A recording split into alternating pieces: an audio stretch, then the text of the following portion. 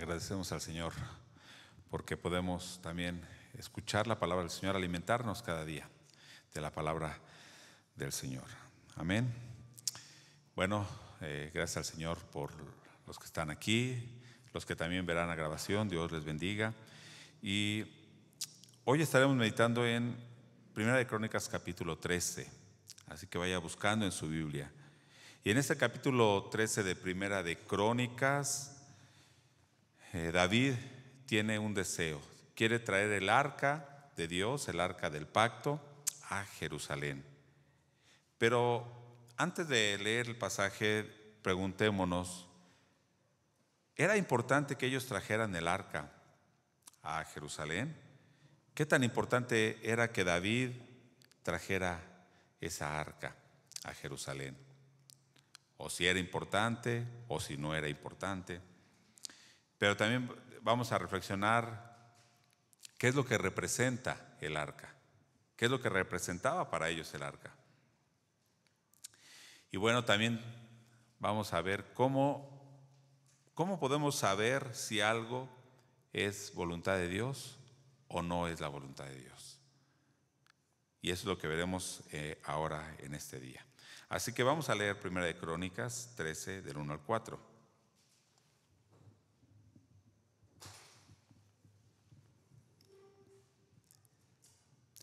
Primera de Crónicas 13 del 1 al 4.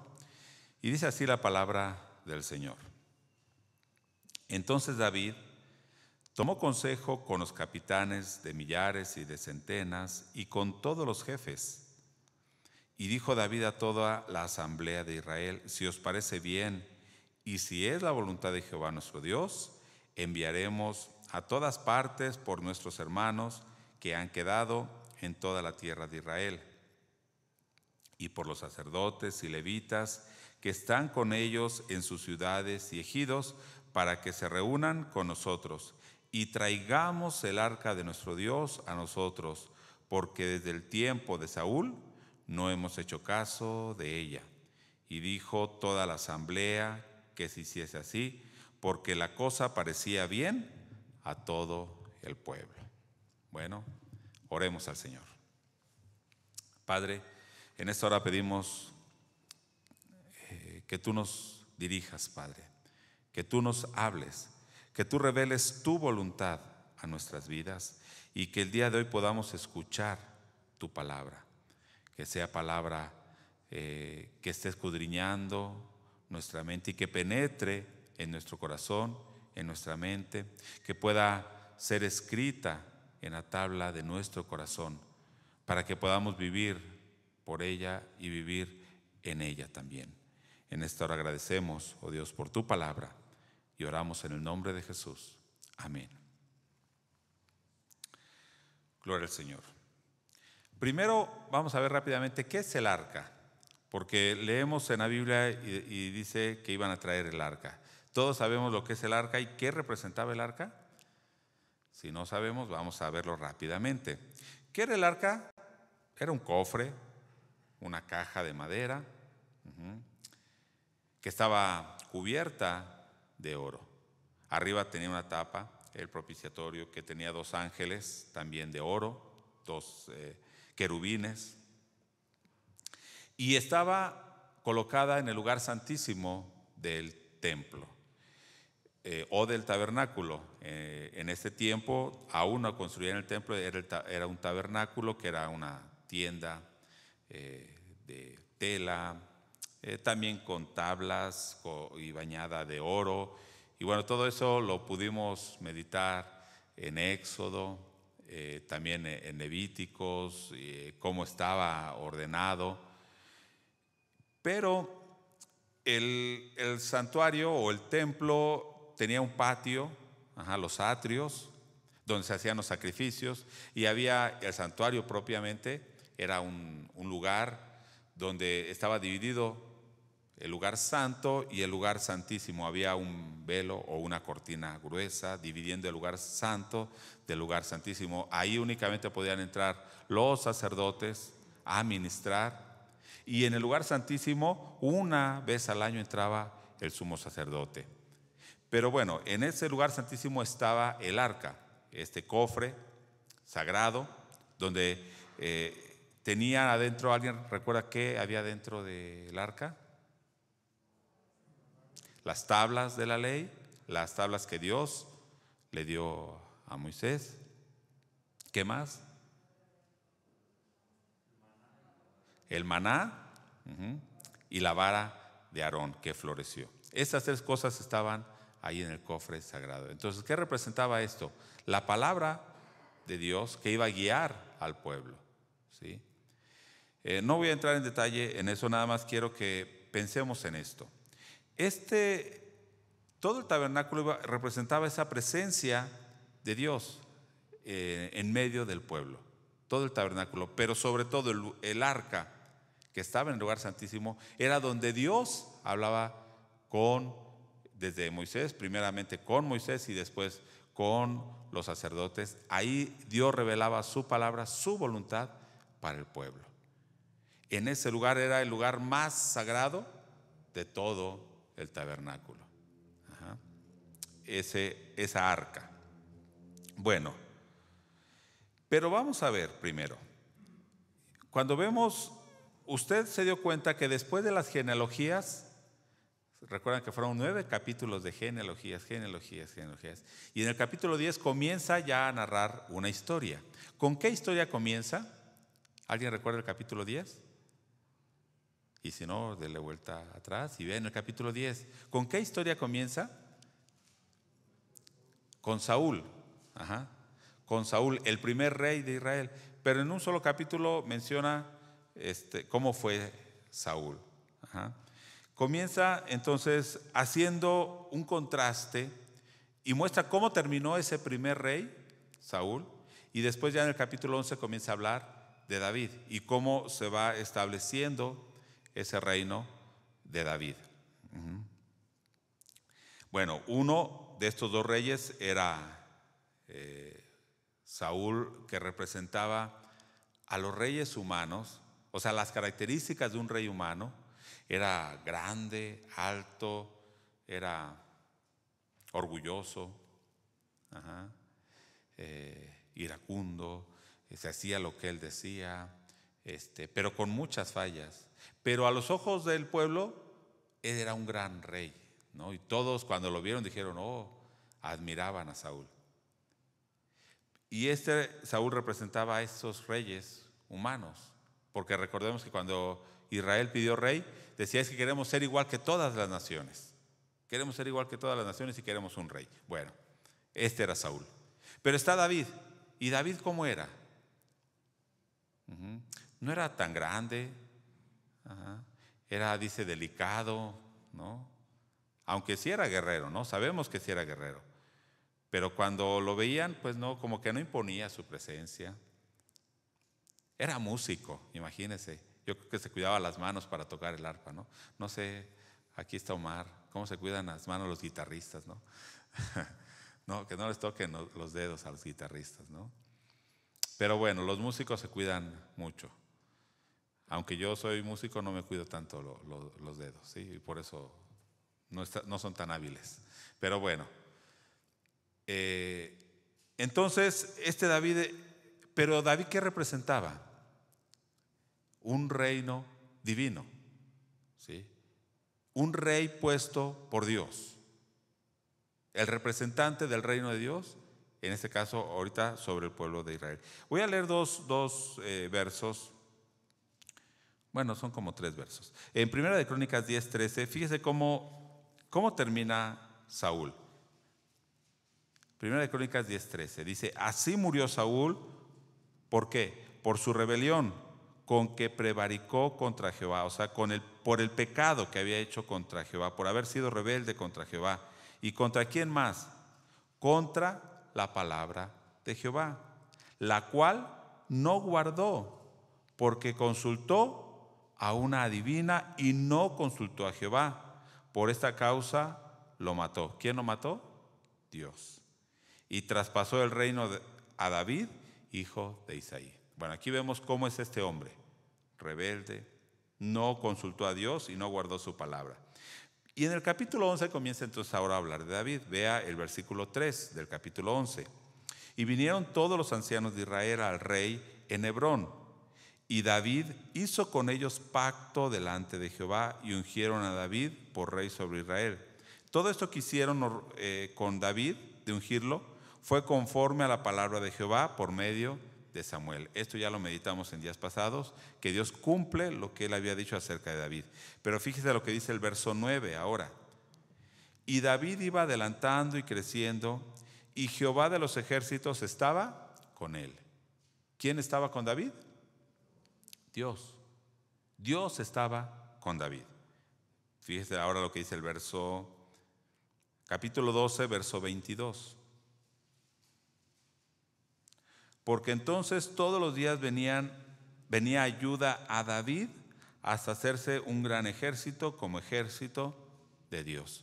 Todos los días había alguien que ayudaba a David, pero esta ayuda venía de los hombres. Sobre todo en este capítulo 12 pudimos ver que no, era de parte de Dios. Ahora, ¿a qué voy? ¿Dios estaba con David? Sí. Pudimos ver aquí en estos versos que Dios estaba con él, que él iba creciendo, iba fortaleciendo su reino, porque Dios estaba con él. Entonces surge la pregunta, ¿David necesitaba el arca? ¿No? ¿O sí? Queda una duda ahí, ¿verdad? Yo diría que sí. Claro que necesitaba el arca. ¿Por qué? ¿Por qué? Esta arca representaba la presencia de Dios y el gobierno en medio del pueblo. El gobierno de Dios a través de su palabra estaba representando. Pero a través del arca, del tabernáculo y más adelante del templo, ¿qué también mostraba? La condición del pueblo, representaba la condición espiritual del pueblo. Cuando ellos estaban cumpliendo con todos los ritos que Dios había mandado, pero no únicamente por hacer ritos, pero ahorita estoy poniendo lo que estaba representado. Cuando ellos cumplían todas las ordenanzas de Dios y cumplían con los sacrificios y tenían el templo y tenían a los levitas y a los sacerdotes ministrando como deberían, ¿qué estaba representando? Una vida espiritual del pueblo buena, ¿sí? Estaba representando una comunión con Dios buena. Entonces, no únicamente por el arca en sí, no, sino lo que representaba el arca. Ya dijimos que representaba la presencia de Dios y el gobierno de Dios. Entonces, el tener eso en medio del pueblo, en la capital que era Jerusalén, ¿qué estaba representando? Que estaban dando el lugar principal a Dios, a su palabra y a su gobierno. Representaba una condición espiritual buena de parte del pueblo. Por eso recordemos también en Esdras, cuando viene el pueblo y que de hecho Primera de Crónicas es después de que el pueblo, se les escribió Primera de Crónicas y Segunda de Crónicas, después de que el pueblo regresa de Babilonia. Entonces lo que les está diciendo es que es importante ese templo y los sacrificios y el culto a Dios, ¿sí? Y la obediencia a Dios y el escuchar su palabra, porque eso estaba representando la condición espiritual del pueblo. Entonces, ¿era importante? Sí, sí era importante. Aunque ya vimos que Dios estaba con David, pero había una necesidad. Entonces, lo que ya leímos, ¿qué hizo David en el verso 1? Reunió a todo el pueblo, a los capitanes, dice de centenas, de millares, a los ancianos, a toda la asamblea, y les dijo, ¿sí? Si os parece bien y si es la voluntad de Jehová, fíjese, David estaba diciendo, si esta es la voluntad de Dios, entonces vamos a reunir a todo el pueblo, enviaremos a todas partes a traer a nuestros hermanos que quedan que no han venido, por los sacerdotes, por los levitas que están dispersos por toda la nación, que están en sus ciudades para que se reúnan con nosotros. Ajá. ¿Cuál era el deseo de David? ¿Qué necesitaba? El arca debía ocupar el lugar más importante, más prominente dentro del lugar santísimo y dentro del templo, pero era el lugar más importante de todo el pueblo. Era algo que debía involucrar a toda la nación. No solo era algo importante, o no solo debía ser algo importante para David, sino era algo importante para todo el pueblo. Debía ser. Era algo importante para la vida espiritual de todo el pueblo. Entonces, David sabía esto. Él podía buscar a Dios y él estar bien con Dios, pero él sabía que todo el pueblo necesitaba buscar de Dios. Entonces consultó a los jefes, a los capitanes, los ancianos, toda la asamblea. Concernía a todo el pueblo, a toda la congregación. La vida espiritual de la iglesia, vamos a ponerlo ahora de esta manera, no concierne solamente a los líderes, no concierne solamente a los pastores, ¿o sí? No. ¿A quién le concierne? A todos nosotros, a toda la iglesia, a todo el pueblo de Dios. ¿Sí? Es responsabilidad entonces de todos nosotros tener esa presencia de Dios en nuestras vidas. Recordemos, vamos a tener presente esto. ¿Cuál es el tema de hoy? Trayendo el arca de Dios. ¿Sí? ¿Cómo vamos a traer esa arca? ¿Y qué representa esa arca? Esa presencia de Dios en nuestra vida. ¿Sí? ¿A quién le corresponde que la iglesia esté sana? ¿Sí? ¿Quién es el responsable de que haya una iglesia sana? ¿El líder? ¿El pastor? Sí, tiene responsabilidad.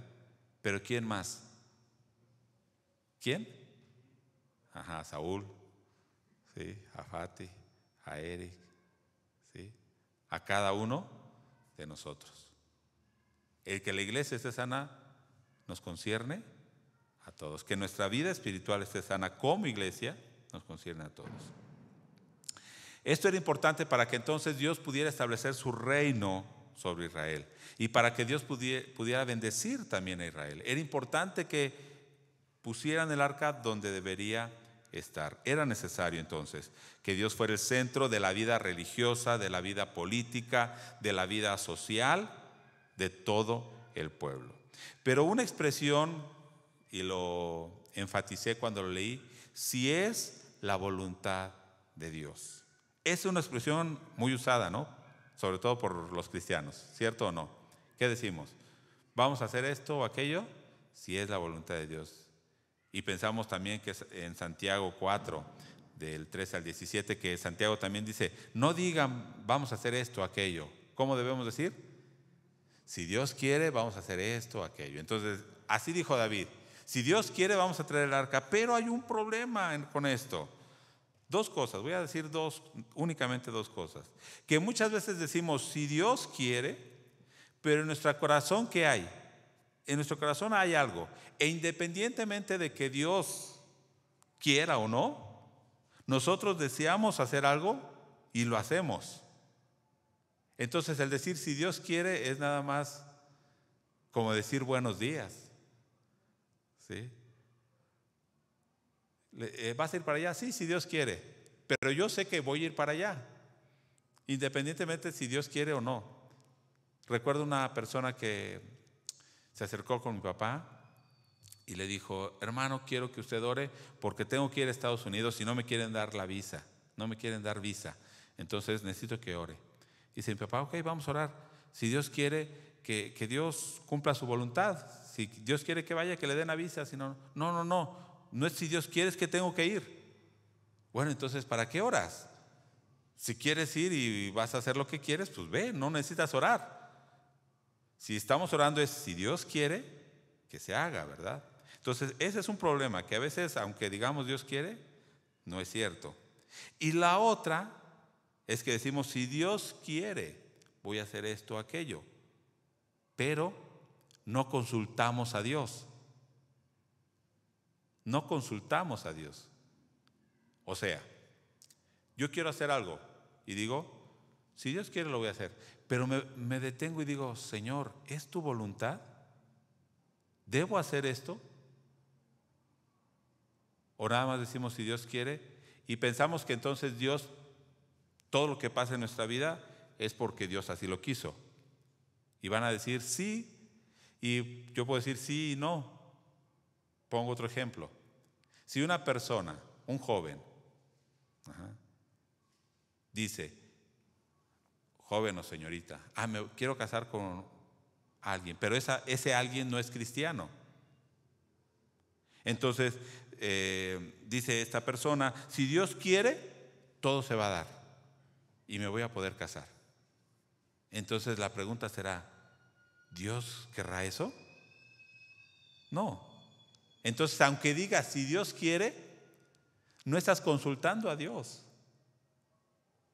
Y aunque digas si Dios quiere, sabes que está mal y al final lo vas a hacer, ¿no? Entonces, algo parecido pasó con David. ¿Por qué? Porque a pesar de todo esto pareciera que David, aunque consultó al pueblo, ¿sí? Porque sí consultó al pueblo, no nos dice la Biblia que haya consultado a Dios respecto a traer el arca.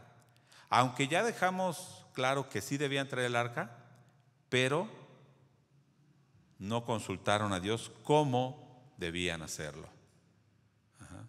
Porque hay cosas que a lo mejor debemos hacer, pero también el cómo es importante. ¿Debía traer el arca? Sí. ¿Por qué digo esto? Porque el deseo de David en el verso 3 era bueno. Traigamos el arca de nuestro Dios a nosotros. ¿Era un buen deseo? Si usted dijera, queremos que la presencia de Dios esté en esta iglesia, ¿es un buen deseo? Sí, sí. Pero fíjese lo que dice, porque desde el tiempo de Saúl no hemos hecho caso de ella. ¿Desde cuándo? Desde el tiempo de Saúl. Y dijo toda la asamblea que hiciese así, porque la cosa les parecía bien. Pero, ¿qué estaba criticando David en este verso? ¿Qué estaba criticando? La carencia de comunión con Dios en el tiempo de Saúl, ¿no? Durante el reinado de Saúl. Estaba criticando y estaba diciendo, ellos no tuvieron comunión con Dios, dejaron abandonada el arca. De hecho, un comentarista dice que tenía casi 100 años que el arca estaba allá en la casa de Abinadab. ¿Por qué? Porque usted recuerda cuándo se habían llevado el arca, los filisteos. Esto pasa en 1 Samuel, ¿no? Nos lo dice. Cuando estaba todavía, ¿quién de sacerdote? Elí. Fue cuando se llevaron el arca. Y por eso murió Elí, ¿no? Entonces estamos hablando que después que regresan el arca, los filisteos la llevan a la casa de Abinadab y todo el tiempo de Samuel, que Samuel estuvo como juez, y todo el tiempo de Saúl, que estuvo como rey, el arca se quedó allá. Entonces ya tenía mucho tiempo, pero lamentable. Esta crítica de David que dijo, no hicieron caso al arca de Dios. Esta crítica de David le iba a costar caro. ¿Por qué? ¿Por qué? Porque él cometió el mismo error. ¿Qué error? No consultar a Dios. No hacer las cosas como Dios quería. ¿Sí? Entonces, el comentario Mundo Hispano dice algo que es importante. Aunque el voto del 100% de la congregación y un líder carismático esté dirigiendo a este pueblo, no asegura la aprobación divina si no se cuenta con su voluntad.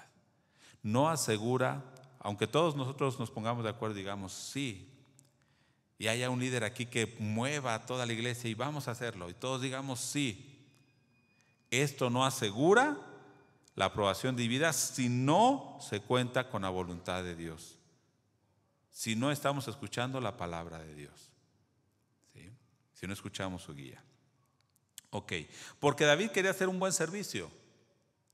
David quería hacer una buena obra, pero a su manera. Porque pensamos algo. Cuando yo hago algo para Dios, Él lo tiene que aceptar.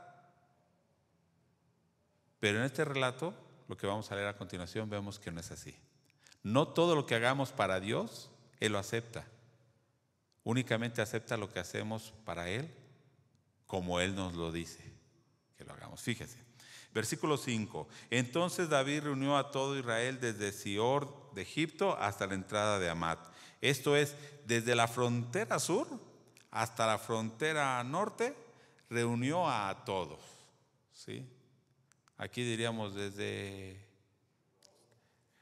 Chihuahua o desde Baja California, desde Tijuana hasta Chiapas, hasta Tapachula, reunió a todo el pueblo, ¿no?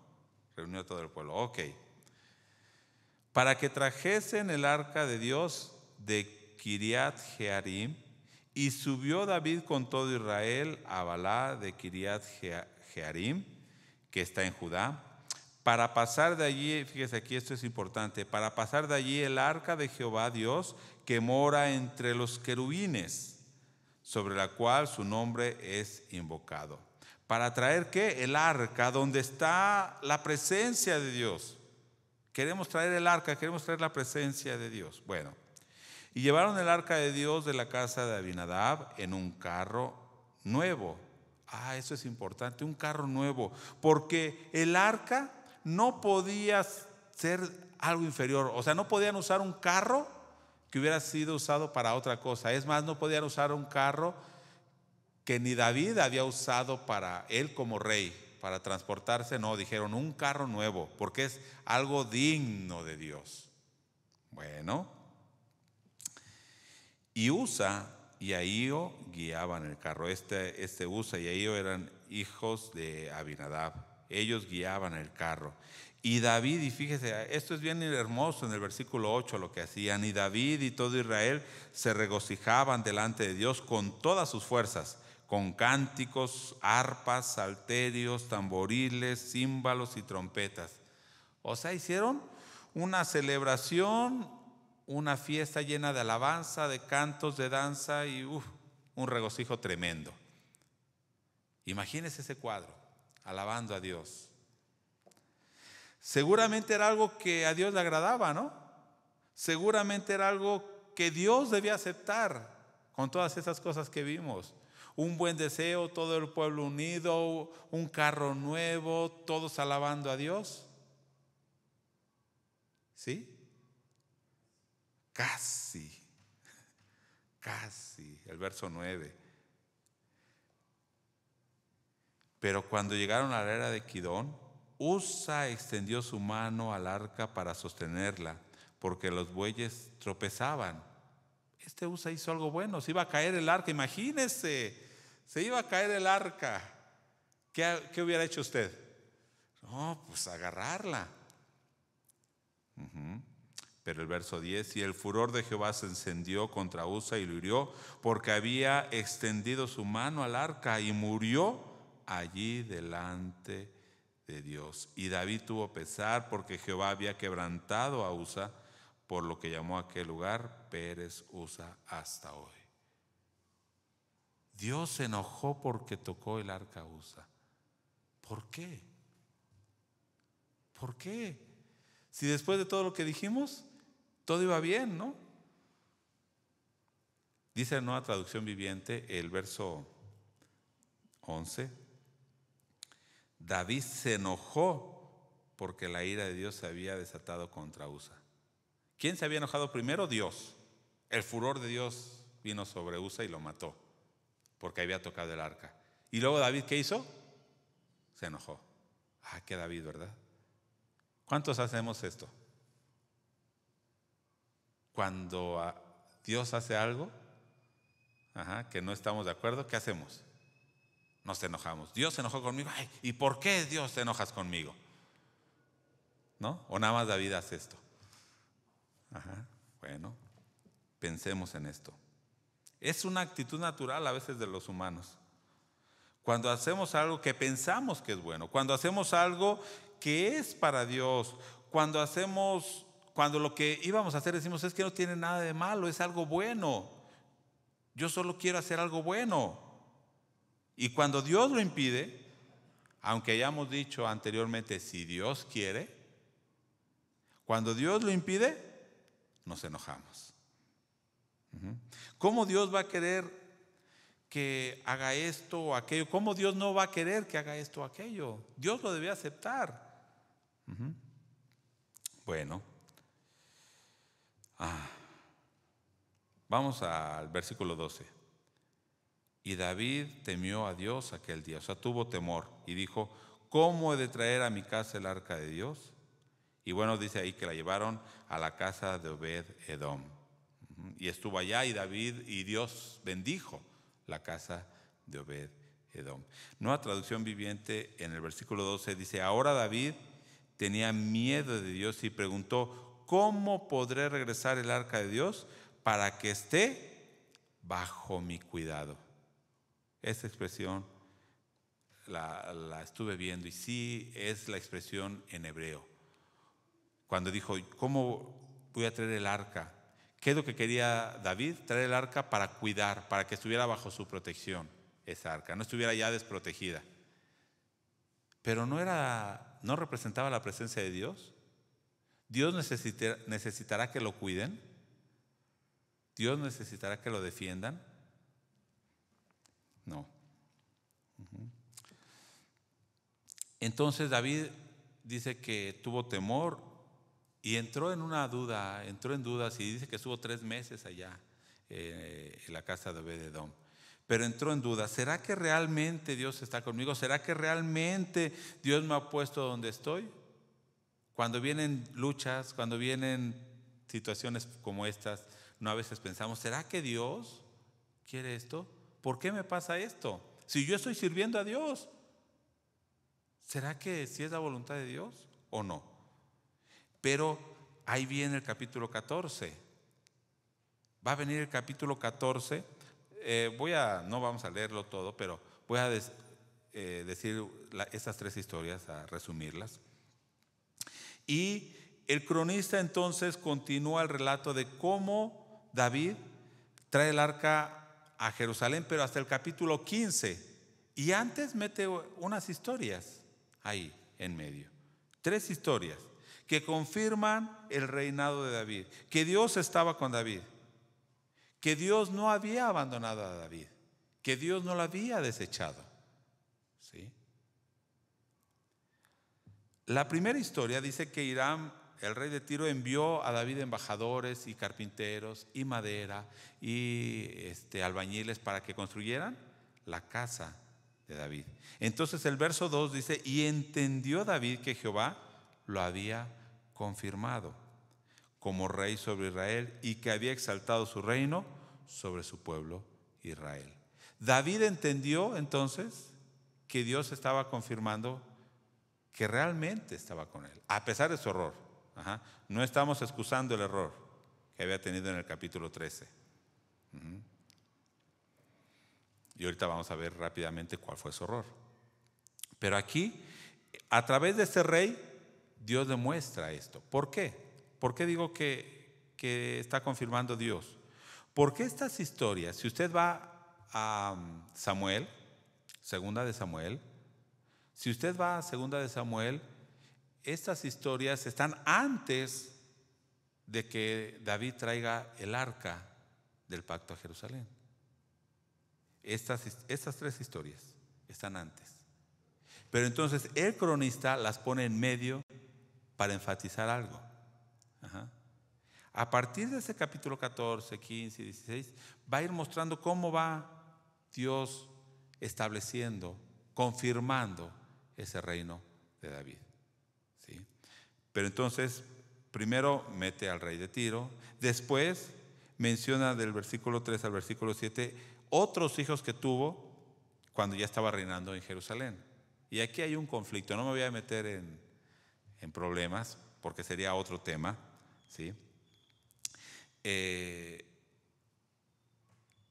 Pero aquí muestra varios hijos que tuvo con varias mujeres.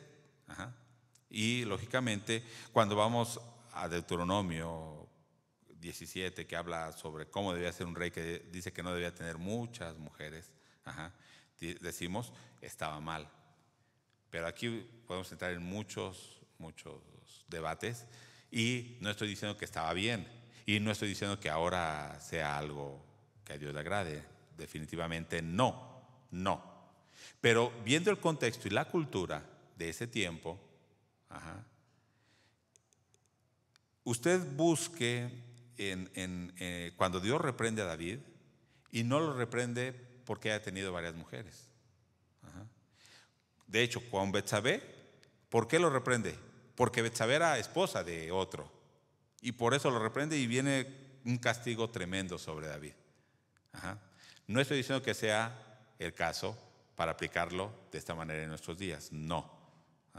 Estamos hablando hace 3000 años en el Medio Oriente. ¿Sí? Era otro contexto diferente. Pero lo que sí es que los hijos, la descendencia grande, ¿qué representaba? Bendición. Recuerden a Saúl. ¿Qué pasó con todos sus hijos y con su descendencia? Murieron, fueron muriendo. Y quedó por ahí un nieto, ¿no? Hijo de Jonatán, que David cuidó. Pero menciona de ahí a su descendencia de Saúl que fueron muriendo.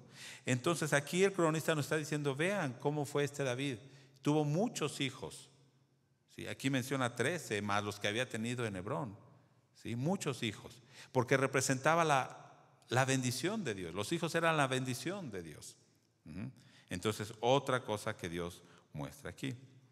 De hecho, aquí, por ejemplo, en el verso 2, 14:2, cuando dice que él entendió que Dios había confirmado su reino y que había exaltado su reino sobre su pueblo Israel. Si usted va a 2 de Samuel, este mismo verso dice que Dios había confirmado su reino porque amaba a Israel. ¿Sí? En 2 de Samuel. Ahorita le digo qué capítulo es.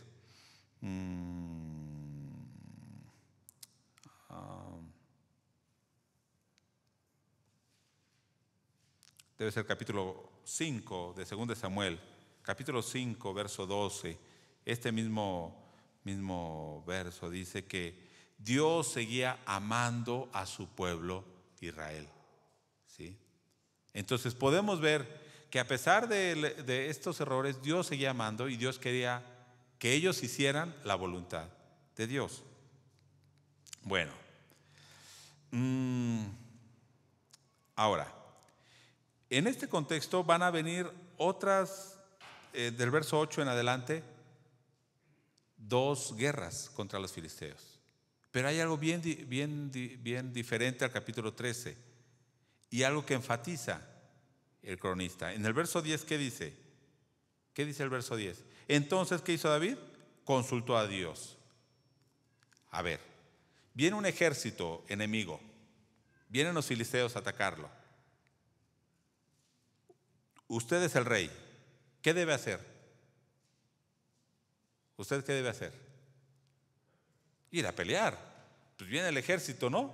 Vienen los invasores. ¿Qué debe hacer? Ir a pelear. ¿Pero qué hizo David? Consultó a Dios. ¿Debo ir? Y Dios le dice, ve, porque yo te voy a dar la victoria. Y va. Aunque él sabía que debía ir, ahora dijo, no, tengo que consultar a Dios. Y lo hace y va. Y después, en el verso 14, lo mismo. Y David volvió a consultar a Dios. Y Dios le dijo cómo debía hacerlo. No nada más si debía, sino cómo debía pelear. Entonces, eso es algo importante, porque en el verso 16, que leímos al principio del culto, dice, hizo pues David como Dios le mandó y derrotó al ejército de los filisteos. Entonces David obedeció a Dios y ¿qué vino? Victoria. ¿Sí? Derrotó al enemigo porque se estaba dejando guiar por Dios. ¿Usted tiene luchas? ¿Usted tiene pruebas? Y usted dice, ¿tengo que pelear esas pruebas? Sí. ¿Tengo que pelear esas luchas? Sí. Pero consulte a Dios cómo debe hacerlo. Jóvenes, ¿están estudiando? ¿Quieren una carrera? Sí. Consulta a Dios. Consulta a Dios cómo debes hacerlo. ¿Qué debes estudiar? Porque lo que tú estudies es para que tu vida honre a Dios. Ajá. No para que tú vivas mejor. Es para que tu vida honre más a Dios. Entonces, esto pasó con David. Ahora, voy a ir terminando con 2 versos más. En el capítulo 15, ahora sí, en el capítulo 15, David nuevamente se pone de acuerdo para traer el arca de Dios a Jerusalén, para traer la presencia de Dios a Jerusalén. Dice el verso 2, capítulo 15, verso 2. Entonces dijo David: el arca de Dios no debe ser llevada sino por los levitas, porque a ellos ha elegido Jehová para que lleven el arca de Jehová y le sirvan perpetuamente. No debe ser llevada por nadie más, ni aunque sea un carro nuevo, ni aunque sean ese carro jalado por los mejores bueyes grandotes. No, aunque lo barnicen, ese carro no, aunque sea último modelo, no. Esa presencia de Dios debe ser llevada por los levitas. Y dice el verso 12: y les dijo: vosotros que sois los principales padres de la familia de los levitas, santificaos vosotros y vuestros hermanos, y pasad el arca de Jehová, Dios de Israel, al lugar que le he preparado. Pues por no haberlo hecho así vosotros la primera vez, Jehová nuestro Dios nos quebrantó, por cuanto no le buscamos según su ordenanza. Así los sacerdotes y los levitas se santificaron para traer el arca de Jehová, Dios de Israel. ¿Por qué había entonces hecho Dios eso que vimos? ¿Que había matado a Usa? Porque dice aquí, únicamente los levitas podían llevar el arca. De hecho, no la podían tocar. Ellos únicamente podían tocar las varas que estaban metidas en los aros del arca y lo llevaban sobre sus hombros. Ellos no agarraban el arca, metían las varas y la cargaban. Entonces dice David, ¿qué hizo David aquí entonces? Fue a la ley de Dios, escudriñó y dijo: no lo hicimos como dice la ley de Dios. Ustedes debían llevarlo. Solo ustedes debían santificarse, y por no haberlo hecho así, Dios nos quebrantó. Entonces, el verso 15 dice: y los hijos de los levitas trajeron el arca de Dios puesta sobre sus hombros en las barras, como lo había mandado Moisés, conforme a la palabra de Jehová. No voy a entrar en todo lo demás y toda la fiesta que hicieron. Seguramente más grande que la primera, ¿no? ¿Estaba mal la fiesta? No. ¿Estaba mal el deseo que tenían? No. ¿Estaba mal que trajeran el arca? No. Pero ¿cómo la traían? Sí estaba mal. La presencia de Dios entonces en medio de su pueblo es importante, hermanos. Sí es importante. Pero no estará la presencia de Dios cuando lo hagamos conforme a nuestra voluntad. No estará la presencia de Dios. Es importante que la presencia de Dios esté en su pueblo, pero sobre todo que su gobierno sea manifiesto en su pueblo. Porque podemos decir: Dios está aquí. Y eso nadie lo negaría, porque Dios está en todos los lugares. Pero el gobierno de Dios está en nosotros. El gobierno de Dios está en la iglesia. Ahí es donde debemos ver. Y únicamente a través de su palabra, viendo cómo debemos vivir, cómo nos dice la Biblia, cómo nos dice la palabra de Dios que debe ser nuestra vida, y dejándonos gobernar por esa palabra, obedeciendo sus mandamientos, es como la presencia de Dios es real en nuestras vidas. Puede haber emoción, es más, puede haber dones, pero si no está la obediencia a Dios, a la obediencia de su palabra, son emociones y son dones. Y usted va a decir: ¿cómo? Sí. Habrá una persona que diga: oro por los enfermos y sanan.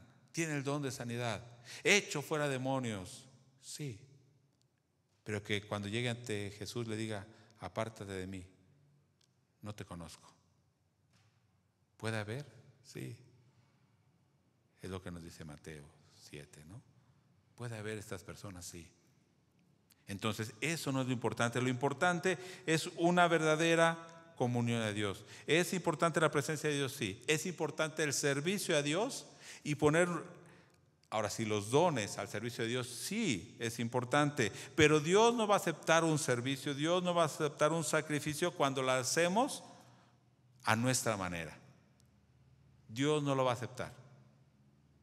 Es lo que podemos ver aquí. La presencia de Dios es importante, hermanos. ¿Sí? Por eso meditemos qué importante es que cada día tengamos la comunión con Dios en su palabra, en la Biblia, por medio de la Biblia, por medio de su palabra. Qué importante es que escuchemos su palabra y que la obedezcamos. Ajá. Y ahora sí usted puede orar y decir: yo sé que la presencia de Dios está en mi vida. Yo puedo traer esa presencia de Dios. ¿Por qué? Porque la palabra de Dios está viviendo y me está gobernando cada día. Póngase en pie y oremos al Señor. Padre, agradecemos en esta noche por tu palabra, Dios. También reconocemos que a veces hemos hecho las cosas no conforme a lo que tú has mandado, sino a veces conforme a nuestros propios deseos. Perdónanos, oh Dios. A veces hemos hecho sacrificios incluso. Hemos hecho servicios, ministerios para ti, pero en nuestra voluntad y a nuestra manera. Perdónanos, oh Dios, y ayúdanos a hacer las cosas, a consultarte en cada decisión de nuestra vida, en cada cosa que hagamos, que tú tengas la dirección, que tú tengas el gobierno, Padre. En esta hora, oh Dios, pedimos tu presencia en nuestras vidas, que tú traigas, oh Dios, tu presencia a nuestras vidas cada día, Señor. Pero queremos estar en tu voluntad, escuchar tu palabra, consultarte y obedecerte. Gracias te damos, oh Dios, por tu palabra, y oramos en el nombre de Jesucristo. Amén. Amén. Dios le bendiga. Puede tomar su lugar.